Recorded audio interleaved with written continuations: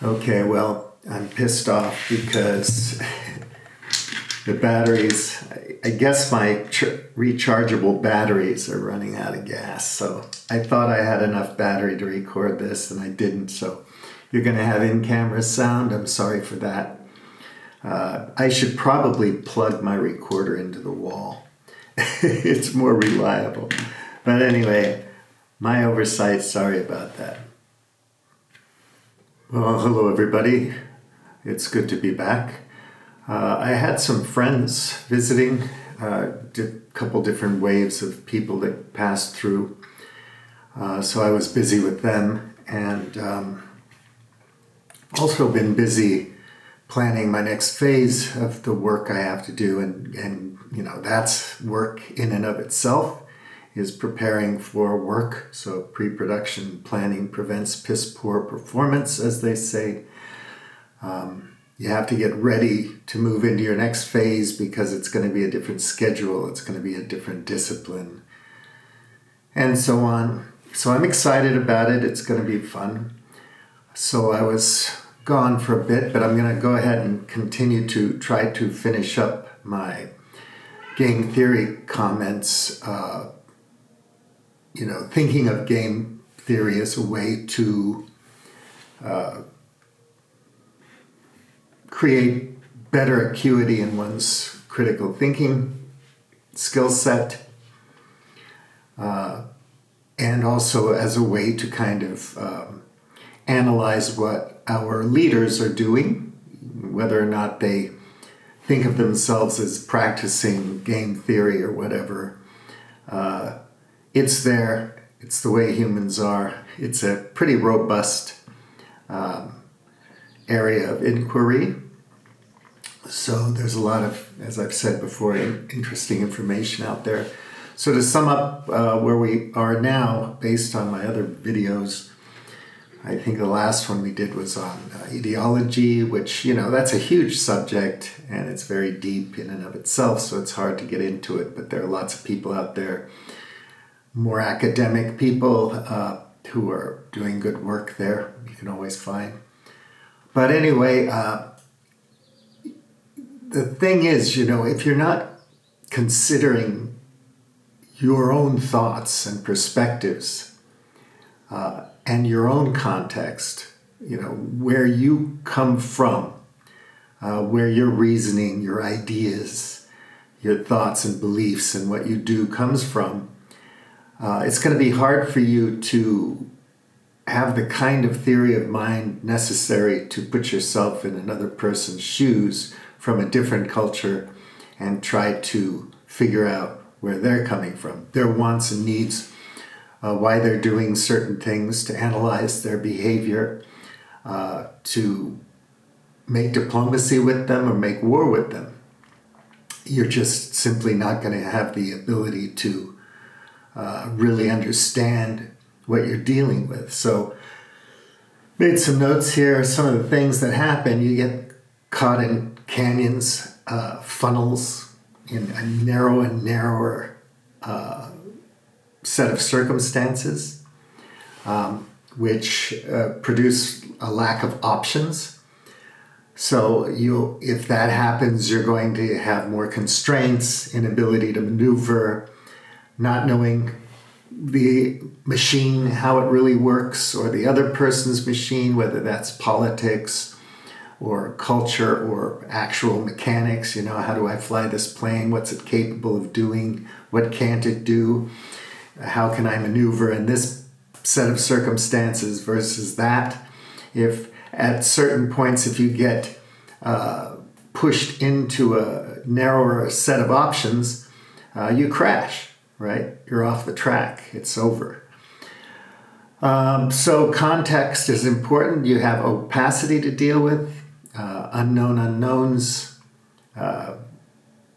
Every time people just criticize their adversary as an idiot, I find that very ridiculous, because it really puts you at a disadvantage if you think your competition is less than capable. I don't think a football player would think that of another team, or a boxer would think that of his adversary. Not seriously.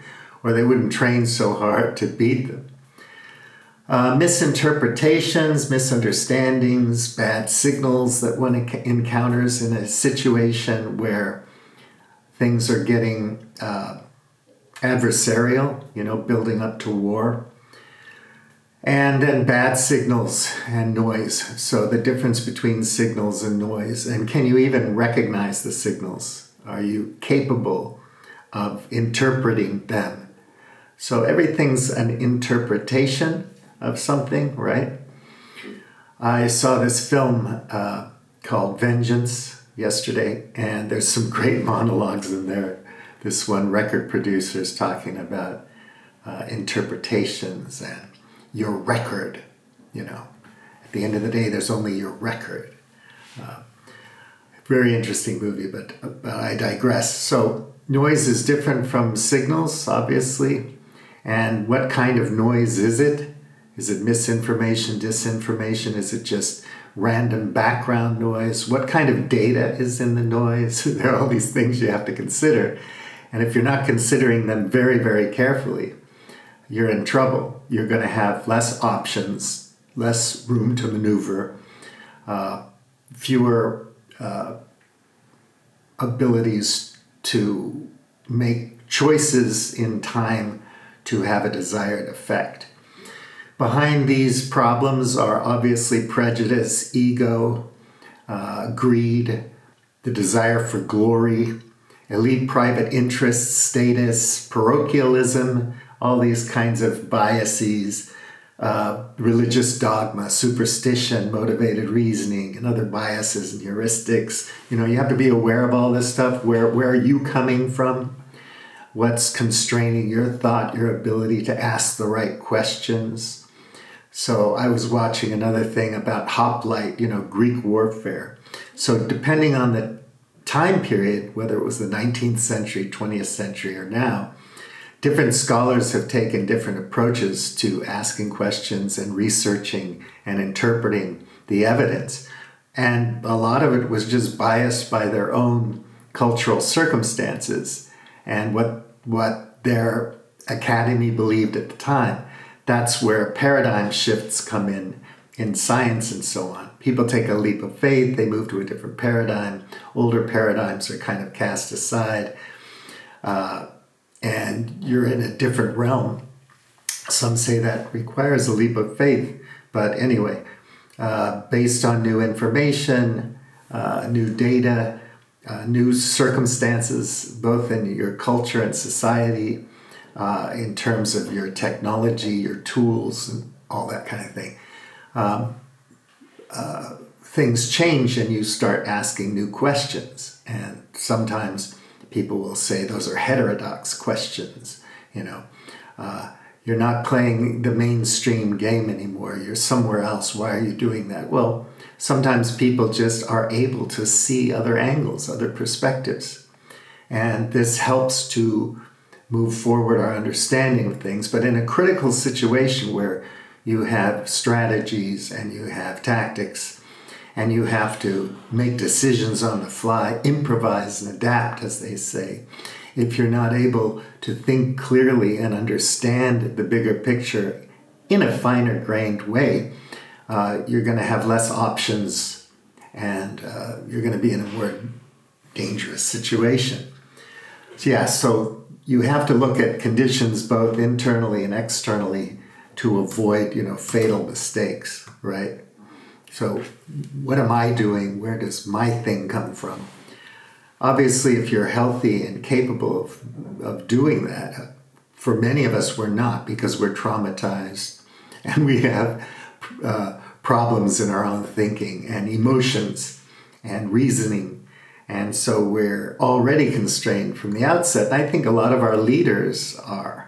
We think that they know what they're doing because they've convinced us that they know what they're doing, or because they're instruments of higher powers. There may be people who know what they're doing and using our leaders as pawns. Of course that's possible. That doesn't mean the Rothschilds or the Bilderberg group have us all on strings. It doesn't, but we are motivated by money and profits and all kinds of other things. And these things seep into our ideas, thoughts, beliefs, what we think and what we do. And eventually, manifest in policies, in actions that affect a lot of people. And in many cases, life on Earth, right? So, when these forces kind of impede upon us, the game shifts, and eventually it becomes just impossible to play it well. And I think a lot of our leaders today aren't playing the game very well. They've been co-opted, and kind of their brains have been programmed in such a way that they're unable to see these nuances, bigger pictures, finer grain, and it's a big problem. So as causes for war and other problems build up and accumulate over time across contexts in terms of, culture and society and history and whatever, things become more dangerous. Less options are available to us. And that's why I keep saying, and most people understand this, that war starts way before it gets kinetic. So our problems with carbon emissions started way back when, way before we had any idea that might be a problem. And still today we don't understand that carbon emissions is just one tiny piece of the overall picture. There are so many other things involved in our use of energy, our desire for things, our addictions, our social traumas and diseases and so on, that are all accumulating and eventually will create circumstances that limit our options and our ability to negotiate, to figure out a way through our problems, our challenges. So if things get too bad, your options run out, maybe because you can't eat, maybe because refugees are flooding across borders, maybe because of instability, because of economic crashes that last longer than the usual cycles created by our global financialized capitalism. We run into a situation where we have less bargaining power. We just can't negotiate our way through the problem. So that's where we're at right now, thinking about that, opening our minds to self-criticism and self-analysis, and to, obviously, if you believe the dogma and that's your opinion, your subjective worldview, nothing's going to budge you into thinking like I suggest, which is just the way it is. And you can't push people who have a very dogmatic view of life and reality to think differently. They probably won't. So if you think it's important to have a more fine-grained and broader understanding of what's going on in the world, you're going to have to work at it and be patient with people and hope that maybe they'll also desire at some point to increase their understanding of the world and how it works, how people work, most importantly, because we're people and unique creatures in this universe, as far as we know, who have an incredible and devastating impact on our environment. That's just a fact, and on one another, both positively and negatively. So next up, we're going to talk about uncertainty and how to deal with uncertainty. It's a very important thing to recognize and acknowledge and to deal with and to embrace. We have to open up to uncertainty and understand that things are uncertain. And there's a limit to our knowledge and skills and abilities, but there's also the potential of our navigating through uncertainties and learning things. I was reading a book about how Portugal created its empire, the Age of Discovery, when they were sailing around Africa, around Cape Horn eventually, and navigating up the other side of Africa, the eastern side, and then across the Indian Ocean to India, and eventually they established, a trading platform in Goa.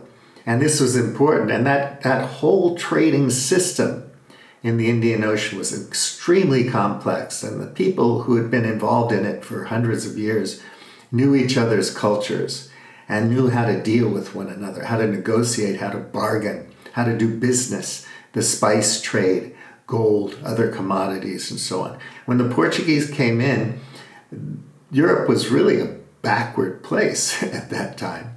And they had a completely different culture, and it took a while for Portuguese explorers to understand the cultures they were dealing with and how to take advantage of their unique understanding and abilities and equipment, their panoply, and versus the people they were bargaining with and doing business with. And of course, this eventually leads over hundreds of years to the East Indian Company and things like that. And that was the beginning of globalization. It's an amazing period of history, the age of discovery, the age of wonder, the age of reason, and so on. And there are reasons why human beings are curious and go out and explore and want to know things, and why they have to open up, and the perils of not being able to negotiate one's way through perilous situations is extreme, not only to oneself, but to a lot of other things in the wider environment. Anyway, uncertainty. Thank you for listening, and I hope you come back soon. And if you have anything to say, chime in the comments section. Teach me something. Point out where I'm crazy or inarticulate, or if you have anything to add to it, any articles or books or anything that deal with this subject, feel free to talk about it. If you have any questions, I'd really like to get more comments if I could. Please like this video if you liked it, and subscribe if you care to do so. Share the video if you can. And again, thank you so much. I really appreciate your viewing. Take good care. Bulianti.